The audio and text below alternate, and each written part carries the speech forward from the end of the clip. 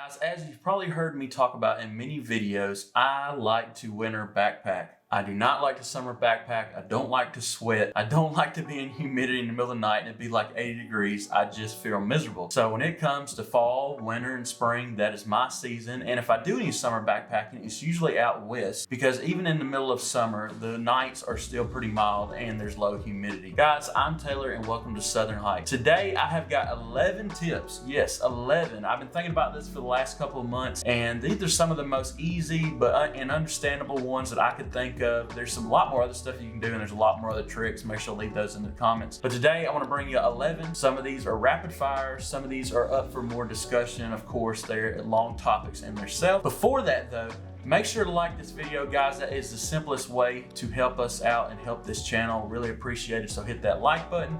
Let's get into number one. So we just did a video on this. I'm not going to spend a lot of time on this topic. There's a lot of opinions out there in this video. The video we just did, I'll make sure to link it and put it below. There is a big discrepancy between quilts and sleeping bags and what's the best and what everybody prefers. Well, I told you in that video, as you've seen, that there's a lot of differences between why each people pick each type of sleeping bag or quilt, so I'll save it for that video. But in the wintertime, I personally like to stay in a sleeping bag. I don't get claustrophobic, but a sleeping bag, I'm a side sleeper and I turn over a lot. Sleeping bag allows me not to get like drafts, because in a quilt, you definitely can get drafts in the winter just based on turning over on your pad and if it's not strapped well, and it could be at a very low temperature and you just let a ton of cold air come in and it will wake you right out of a dead sleep. Next on the list, as far as temperature ratings go on sleeping bags and quilt. This is one of the biggest topics when it comes to, I guess, the wrong way of sharing data when you're trying to sell something. You'll notice on a lot of cheap sleeping bags that they use the wrong rating to suggest what that temperature, what that sleeping bag is good for. So then when you get out in the backcountry, you realize that that is not actually going to be a comfort rating for that sleeping bag. That is either a transition temperature rating or even a survival rating I have seen on bags before. So for example, if you got a 0 degree bag, it could be saying that the 0 degree is actually for survival rating and the comfort rating is for about 30 degrees or 40 degrees. So it's very important to understand that when you buy a sleeping bag, you're checking for that comfort rating. It's usually in three different temperature levels. It's going to be like an upper limit, a comfort rating, and a lower limit, or you hear a comfort and then transition and then survival or lower limit. There's a lot of different ways to look at it, but always read over those temperatures. If you're more of a cold sleeper, I would definitely stick towards that more comfort or upper limit. If you're a hot sleeper, you can kind of stay in that transition or mid comfort level. I know I keep throwing these things around, but every company kind of does it differently, so I'm kind of bouncing them with the terms I've learned. But it's important to know those temperatures, and when you go to buy a sleeping bag or a quilt, you understand how those temperature ratings work. Third thing on sleeping bags and quilts. Now, this is mainly a sleeping bag topic, but it's down versus synthetic. Now, you can kind of make this decision on your own. There's tons of videos out there talking about the difference between the both and then what's the best in everybody's opinion. I kind of swing both ways. Sometimes I like a synthetic and then sometimes I like a down. It depends on the situation, but the main thing to look at is, as far as weight, down is definitely going to be the lighter option. As far as water, moisture, or wetness on there, you definitely want synthetic. It just does better as far as like if you get something soaking wet, or if you get caught in rain, you definitely don't want something down because it'll just collapse, no warmth to it at all. So if synthetic really works out with as far as getting water or moisture on anything. And then third thing is, and this is an important one for a lot of people, but to me, I feel like there's a lot of good synthetics out there, is the actual temperature ratings and how much they're good at, I guess, keeping the right temperature for what they say they're good for. Synthetics, a lot of people say that they're not as warm as downs. I do agree in a way, but at the same time, there is some good synthetics out there. We have the Outdoor Vitals Venture jackets. They're synthetic. Honestly, they're pretty good up down to 40 degrees. We've really enjoyed them, and even lower temperatures, I've slept in a sleeping bag in one. But down is another option that is lighter, but you can't deal with water, but it also is considered a warmer option. So in very cold temperatures, I would lean more towards down if wetness is not an issue.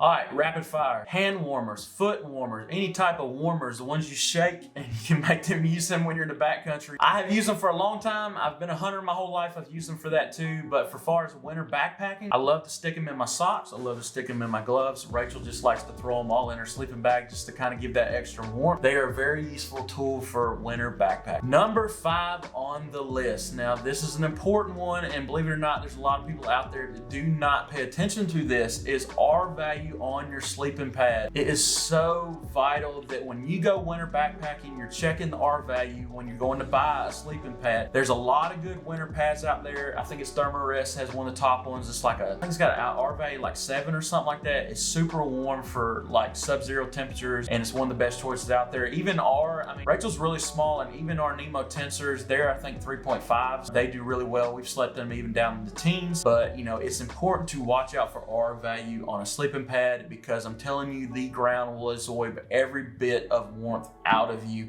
right through your sleeping bag. Number 6. Now this is another important one. If I need to filter water, you know, a common thing to do is go ahead, if you need to get up and leave in the mornings, go ahead and filter water the night before. That way you can load up your tent and get on trail quick in the morning. But in the winter time, now one way is to sleep with your bottles of water, or to sleep with your filter too. That's another big one. But I always advise, and when you're winter backpacking, maybe to filter water in the morning, but at the same time, making sure that you stop your water filter from freezing too. It can ruin a lot of water filters if they freeze overnight. So one of the things I do, if I'm going to sleep with any of my water or filtration, I always sleep with my water filter if I know we're getting below freezing temperatures.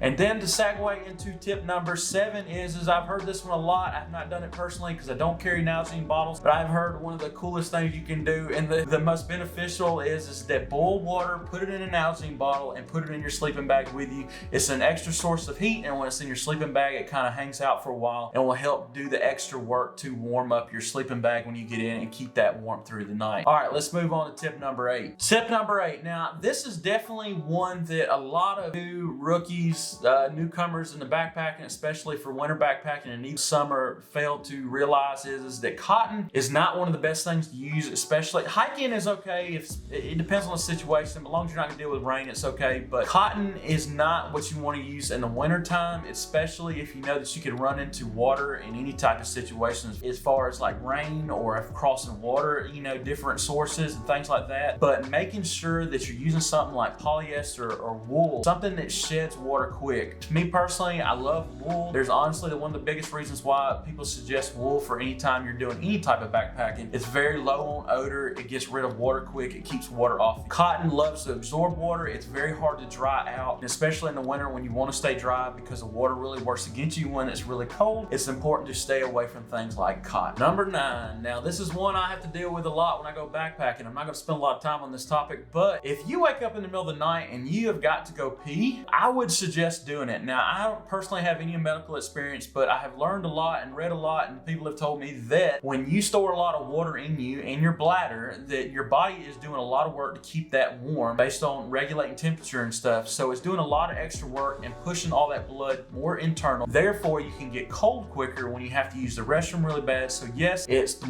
worst thing to have to get up in very cold temperatures to pee, but in the end, it honestly allows you to get rid of that, get back in your sleeping bag, and get warm. Number 10. Now I've done this one a lot, and it's definitely something you want to be careful not to overdo, is that run in place, do jumping jacks before you get in your tent, before you're going to sleep, or your hammock, is to kind of get your body's temperature up right before you get in there. And that way, once you get in your sleeping bag, kind of have that extra heat you've already produced, and it helps warm up your sleeping bag faster. And therefore, you've already got that heat trapped in there quick, and you're not having to worry about your body radiating that heat out, and then the material that's over you trapping that heat in. So do a little exercising before you get in there. Don't do enough that you sweat though, because that's just going to work against you. All right, last tip, number 11, and this is one of my favorites. I do it a lot, and these are just some of these I wanted to share these because these are ones I do, and then others are very common, but this is one that I think works really well. Is if I'm on a winter backpacking trip, I carry a block of cheese with me. You know, Rachel loves it too. We both love cheese, but cheese is a very good fat. It's a good fat if you get the right type of cheese, and it takes a while to break down. So when we're at the campsite, we've already had dinner, we're hanging out, and we're around a fire, especially in the wintertime, we will cut up cheese with a knife, or if we've got some type of cracker with us, and eat, like split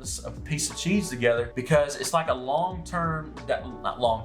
it's like a long process to digest. So your body regulates and creates more heat because it has to crank up your digestive system. I'm sounding all medical today, but I really don't know what I'm talking about as far as that. But it's honestly worked a lot for me, and you get to have some good cheese at the same time. And especially if it's your first or second night and it's pretty cold all the time, cheese takes a pretty good while to go bad anyways. And if you get a little bit of mold, you just cut it off and go about your day, you know, kind of thing, if that's you're comfortable with. But cheese has worked good, and there's other fatty foods you can do too that take a while to break down, and you can eat those. Anyways, I digress on that tip. That was a simple one, but it's worked really well for me. Guys, if you already have some other tips that I didn't mention, make sure to leave them in the comments for people that are just checking this video out, that are just getting into winter backpacking or want to try winter backpacking, or especially if you get that itch in the winter and you just want to be able to go, but you're not a person that deals with cold well and you need some better advice of what to do so you don't get messed up out there in the backcountry. Guys, I hope you enjoyed this video. Again, if you did, make sure to like it below. We really appreciate it. I really hope that you are experiencing these great fall temps. Here in the South, we're finally getting some better temperatures, so we're definitely geared up for some backpacking here at home, which I'm really looking forward to, so be looking out for those videos. And then we've got some coming up next month, more up in Kentucky, I'll hint that. So if you stayed along to the end of this video, make sure to leave in the comments that you know exactly where we're talking about. And guys, we will see you next week.